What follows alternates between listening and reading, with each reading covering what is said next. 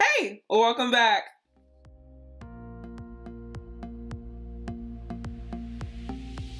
I'm gonna do a review of 5 of the most popular dating apps. I'm gonna go over all the pros and cons and just my overall opinion of them. So let's get started. Okay, so first we have OkCupid. You just swipe through like you normally would on most dating apps. You scroll down and see their profile, and that little number, the percentage, actually shows you like how compatible you are with that person based off of your answers from the quiz you had to take when you signed up. You can go to who liked you, or you can see who you like, but you can't see who liked you unless you sign up for some stuff that you have to pay for, which no one wants to do. You just scroll down, discover, see what people are saying, how they're answering their questions on the dating assessment, and that's about it. So, pros for OkCupid. I do like the fact that it shows you the percentage of how compatible you are with someone. Like, basically it shows you what percentage of questions that you answered similarly. Like, do you smoke? Do you prefer someone who's clean or messy? Do you like rock and roll music? Things like that. So basically that number is just how much you have in common with that person. So that's good to know that right off the bat, before you even match with them, you have a lot in common with them. Another pro for OkCupid is that the profiles are very detailed. It tells you just about everything from their height to their zodiac sign. I really like that because those are just like some small details that you might want to know about a person, but you might not want to ask up front. Like, I don't feel comfortable asking every single guy that I match with on a dating app his zodiac sign, and he might be weirded out by me asking that anyways. So I like that OkCupid tells you stuff like that. Another pro about OkCupid is that discovery page. You can see who's in your area and what kinds of questions they've been answering recently on their profiles, and it gives you a way to browse without necessarily having the pressure of swiping left or right then and there. One last pro for OkCupid, they have a very rigorous search engine. So when you're searching for potential partners, they have a lot of filters. You can filter out their looks, their ethnicity, how many languages they speak, how tall they are, even by some of the questions that they answered. So that's really cool and really helpful if you're looking for a particular type of person. Cons for OkCupid, you can see who you've liked, but you can't see who's liked you until you both liked each other. I know a lot of dating apps are like that, but it's just kind of frustrating because of all the things that they have available. It makes less sense that they don't have that available. Like, you can do so many things on this app except see who likes you already. It's kind of silly. Another con, it doesn't seem to be a very popular app. Like, I don't see a lot of good pickings on here when I get on, so it's sad that it's a really good app. It's just not very popular. So my overall opinion of OkCupid is it's a pretty good app. I would give it 4 out of 5 stars. It's not the best for finding like a lot of hot guys or anything, but you might meet a nice gentleman or two on there. Okay, so Zeus is very similar to OkCupid with the sense that you can browse people's profiles and like or dislike them, and that they also have like a discovery page, which is where you browse people's profile. So yeah, here it is. You can say yes or no to these people, and then you can go back to the other part and browse. You can see your connections, and you can't see your messages until you subscribe. So yeah, that's that. Okay, so pros for Zeus. I would probably give them most of the same pros that I gave to OkCupid, since the apps are both very similar in a lot of ways, like with the discovery and seeing people's profiles and having in-depth profiles. Probably the only con that I would give to Zeus is the fact that you can't really message anyone until you subscribe, and that kind of sucks. Like, what's the point of having a dating app when you can't even talk to the people on there? Plus, Zeus really isn't that popular, just like OkCupid, so slim pickings as well. Okay, next we have POF, which is an app that if you follow me on Instagram, you've seen a lot of screenshots from. You have the like and dislike option, just like on Zeus and OkCupid. You can see people who have already said yes to you, and you can see people who you've said yes to and they've said yes to you. You can scroll on the bottom and see a bunch of profiles. You can go to people that you favorited and who favorited you, and here's your messages. So pretty straightforward, pretty plain and simple. Okay, so pros for POF. Unlike a lot of dating apps, they actually let you see who's viewing your profile, who likes you, who's made you their favorite. It's very transparent, and I like that.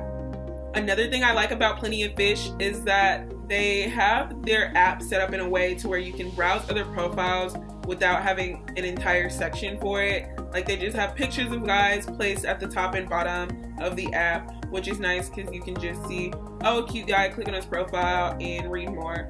So it's not like you're bombarded with this full profile right away. Like, if you're not interested in that person, you don't have to look at all their crap. For Plenty of Fish, just about anybody can message you. I have restrictions on my messages so that, one, you have to send me a message of at least 50 characters the first time you message me, and you have to be at least 21 to message me. But age restrictions and character limits are pretty much the only restrictions for messages. You can also restrict it to upgraded users can only message you, which is kind of stupid because who's going to get an upgraded profile on POF? A loser, most likely, and you don't want to talk to them.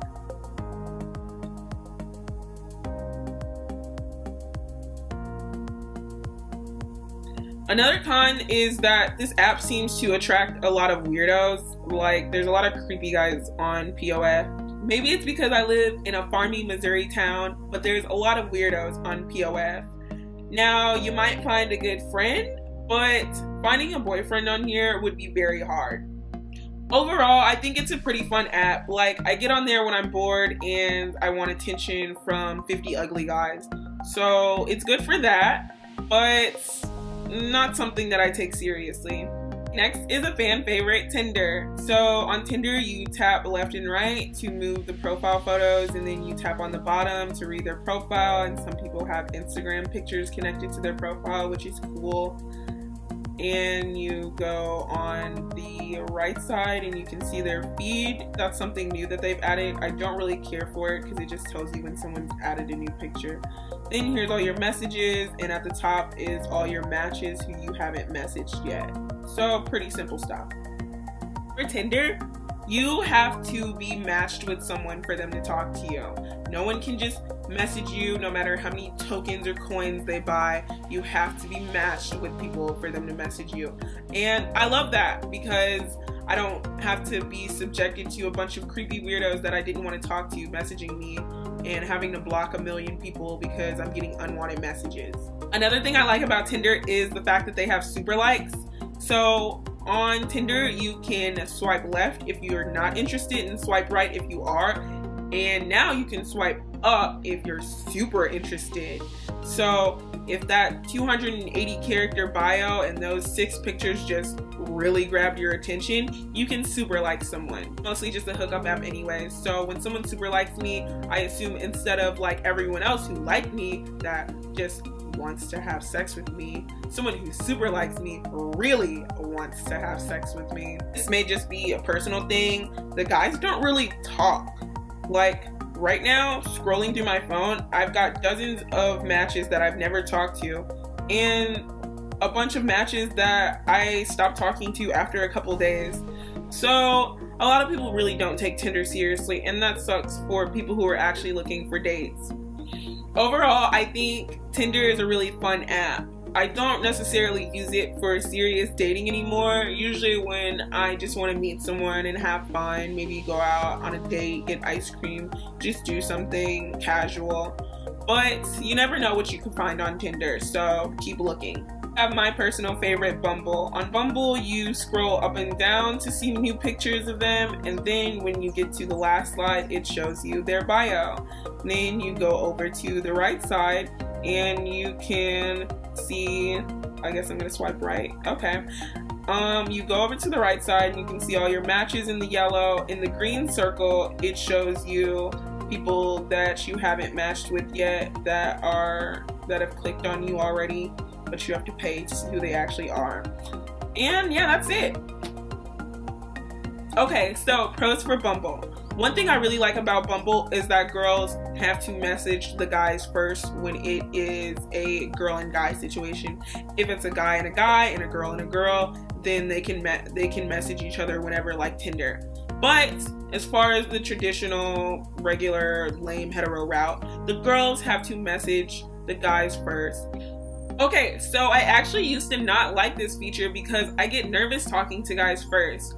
But it's helpful because there's some days where my match queue is filled with like 50 plus guys and I don't really want to actually look through each one. So I just swipe, and now I eventually get matched up with a bunch of guys that I'm not interested in.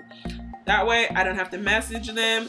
They can unmatch me or I can unmatch them and we don't have to talk about it. Another pro about Bumble that is also kind of a con is that your matches only last for 24 hours. After I've swiped right on a guy and he swiped right on me and we've matched, I have 24 hours to message him. Then he has 24 hours to message back. If I don't message him within 24 hours or he doesn't message me back within 24 hours, then our conversation disappears. But it's nice because it cleans out those conversations that never went anywhere on its own. And if you don't feel like talking to a guy, then you know that he'll just disappear in 24 hours. But it kind of sucks because sometimes I'll forget to get on the app, and since guys can't message me first, I won't be getting any notifications and totally forget that I have matches that I need to message back. And I don't like to be thirsty and match with a guy or message a guy as soon as we match. So I've had to clear out a lot of expired matches because of that, and it kind of sucks if a really cute guy matches with you and you're not trying to be thirsty and message him as soon as you match, so you wait 5 minutes and 5 minutes turns to 5 hours and 5 hours turns to you forgetting completely, and bye cute guy. Overall, I really like Bumble a lot. It's one of my favorite dating apps. A lot of the guys on there are really cute, and even though the profiles don't give you everything you want to know about the person, they're short and sweet, and it gives you a chance to ask that person more about themselves. Now, all this was just based on my personal opinion, so if you've had different experiences with these apps, good or bad, feel free to leave a comment about them below. But I hope everyone enjoyed this video and got something out of it. I'll see you next time.